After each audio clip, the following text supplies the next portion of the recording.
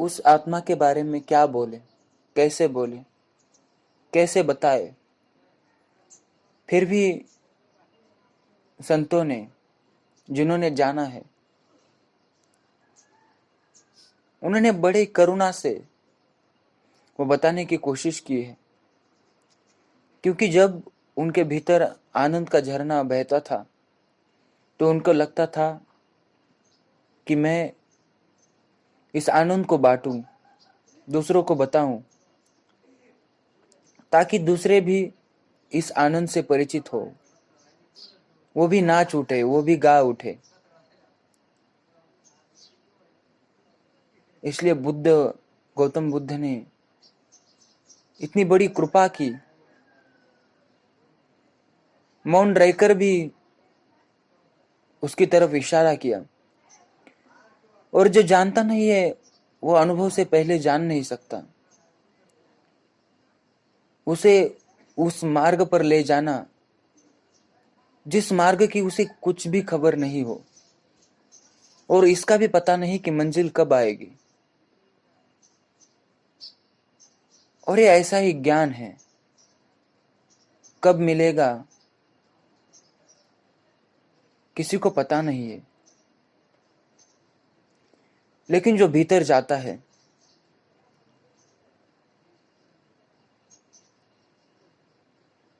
जो प्रेम से आंखों से देखता है,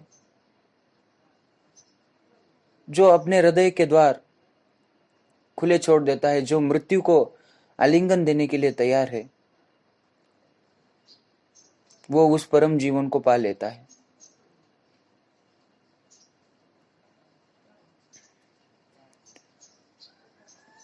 ओशो ने बड़ी कृपा की कि इतने तरीके से मुझे समझाने की कोशिश की, और उनका यह प्रयत्न सफल हुआ, ताकि मैं उनकी प्रवचनों से समझ सका। ऐसा नहीं कि सिर्फ उनके प्रवचनों से,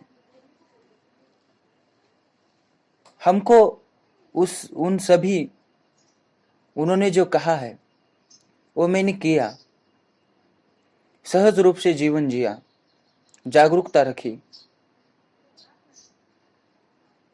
और जाना कि ये सब नश्वर है, सब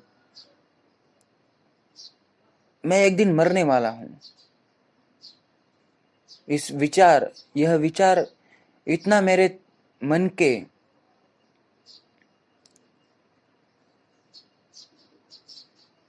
पार चला गया कि वह उस जीवन से जुड़ गया। फिर वहां पर मन नहीं था, फिर वहां पर शरीर नहीं था, सिर्फ मैं था, जो हमारा असली रूप है, स्वरूप है।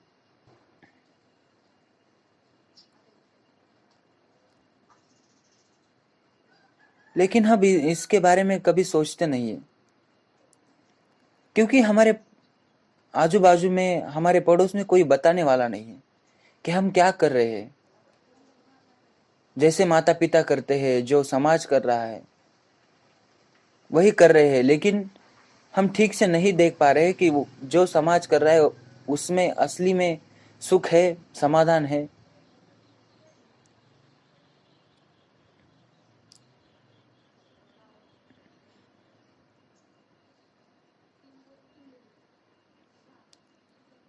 और मैं कहता हूं कि इस जागरूकता में बहुत रस है,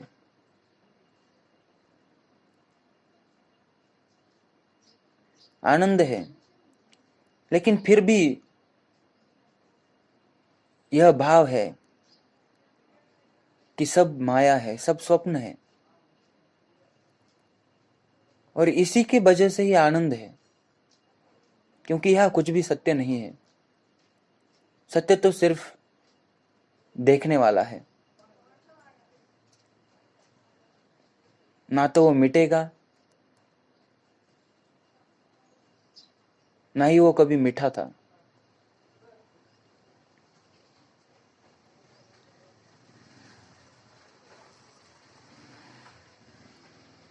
कैसे बताए और क्या बताए।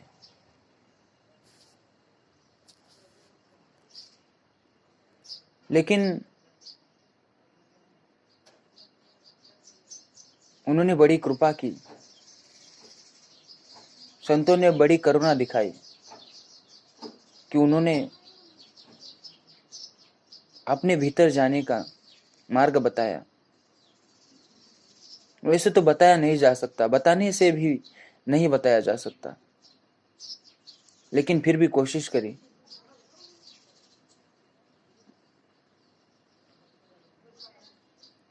और कोशिश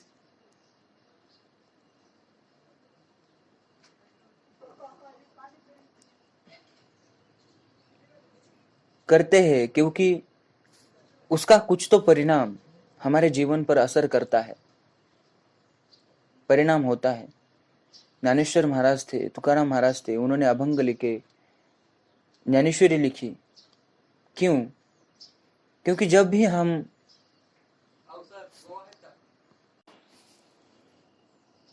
उनके शास्त्र लिखे पढ़ेंगे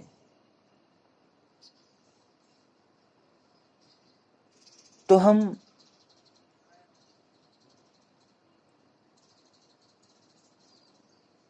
उन्होंने जो अनुभव लिए हैं, उन्होंने जो आनंद अनुभव किया है, उसकी झलक हमें मिलेगी।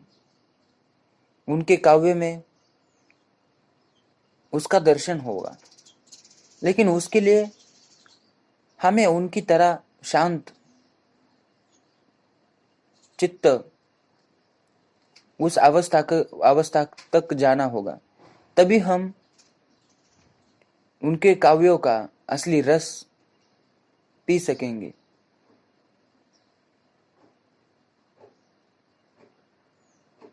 हमें थोड़ा रुककर सोचना चाहिए कि हम जीवन में क्या कर रहे हैं। हमें जीवन मिला है,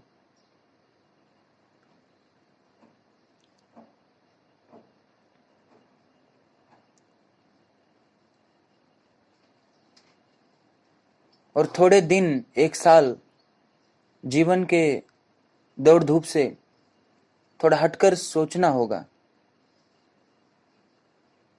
और यह कोई मुश्किल बात नहीं है, और इससे कोई नुकसान भी नहीं होने वाला है। कम से कम एक साल तो हम जिंदगी में इसके बारे में सोचने में लगा सकते हैं। कम से कम प्रयास तो कर सकते हैं। ऐसे तो उन्होंने नहीं कहा। उन्होंने कहा है कि आनंद है, सुख है, इस संसार ये माया है। हमें भी इसके बारे में सोचना चाहिए। कम से कम एक साल तो पूरी ताकत से अगर हम प्रयास करेंगे इस ओर कदम बढ़ाने की, तो निश्चित रूप से हम उसकी कुछ झलकियां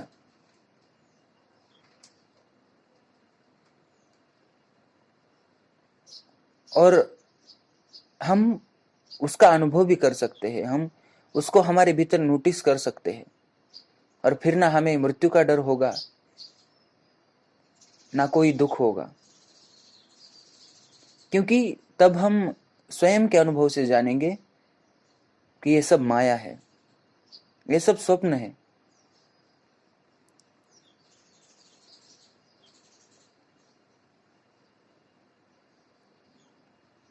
और जब ऐसा अनुभव दृढ़ हो जाता है, तब हम इस माया में किसको बताएंगे कि यह माया है। अब माया में रहकर ही, स्वप्न में रहकर ही हम बता रहे हैं कि यह स्वप्न है।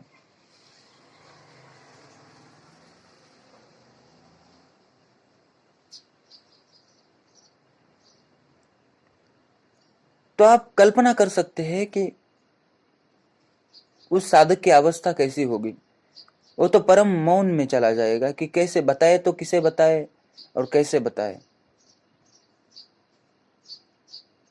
वो तो जानता है ये सब माया है, लेकिन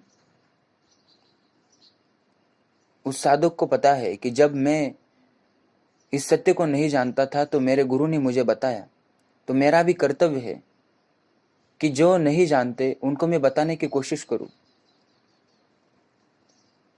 भले वो मेरी ना सुने।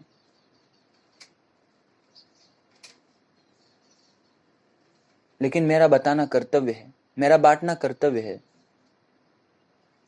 मैं तो बांटूंगा, भले ही कोई ले ना ले।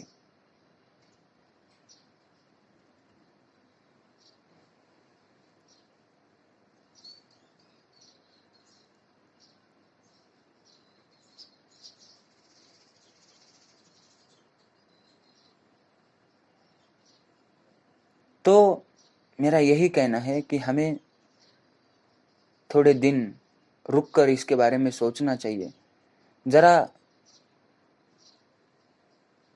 अपने संसार से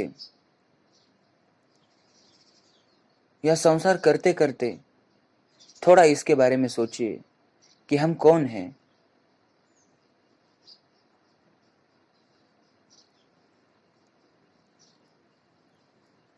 और इसलिए सोचने के लिए कह रहा हूं कि संत कह रहे हैं क्योंकि संसार में दुख है और उस तत्व को जानने से आनंद है। इसलिए हमें संत कह रहे हैं मुक्ति है, फिर कोई बंधन नहीं है। और हर कोई चाहता है कि मैं मुक्त हूं, मैं गगन जैसा हूं,